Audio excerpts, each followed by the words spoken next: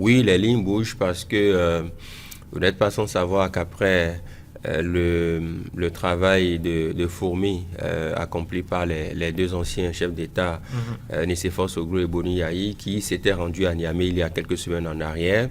Il y a eu quand même qu'ils sont allés au palais de la Marina pour rencontrer le chef de l'État, Patrice Talon. Oui.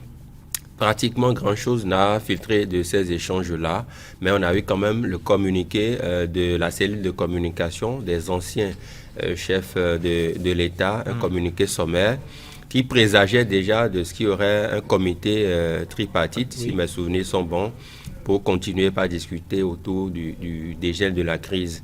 Donc, l'annonce et l'arrivée des émissaires du général Tiani à Cotonou, ça veut dire vraiment que la démarche menée par les anciens chefs d'État a reçu un écho favorable. Vous n'êtes pas sans savoir qu'avant ça, il y a eu des tentatives de part et d'autre qui n'ont pas véritablement prospéré.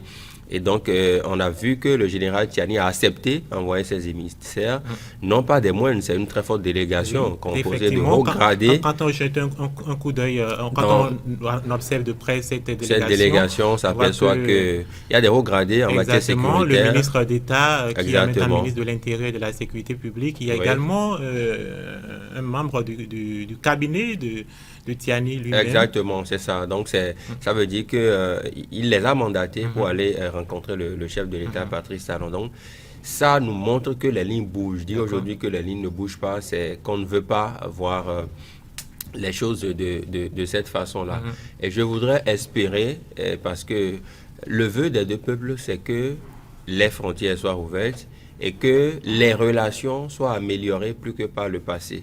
Parce que si on ouvre les frontières et que chacun reste sur le qui-vive, ce n'est pas bon. Donc, j'estime que les frontières, il faut les rouvrir, mais que les relations soient améliorées, les transactions commerciales soient de plus belles, plus que ce qu'on a vécu par le passé. C'est ce qu'attendent les populations des deux côtés, parce que cette crise ou ce différend entre les deux pays a tellement fait souffrir les populations à la base, a tellement jeté du discrédit sur les deux pays, a froissé carrément les relations. Donc il est temps maintenant de remettre les choses à l'endroit. Et je pense que le général Tiani est dans la bonne posture en envoyant ses émissaires.